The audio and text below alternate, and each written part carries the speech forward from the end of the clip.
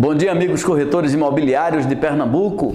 A Rota 232 Comunicação Imobiliária traz para você informações a respeito do mercado imobiliário de Pernambuco, particularmente da região do Agreste.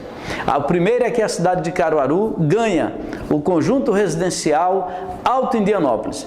A construtora Max Plural apresenta para o mercado imobiliário da região este grande empreendimento, um condomínio residencial de alto luxo, o Alto Indianópolis, que conserva o lazer de um clube e a segurança de um condomínio.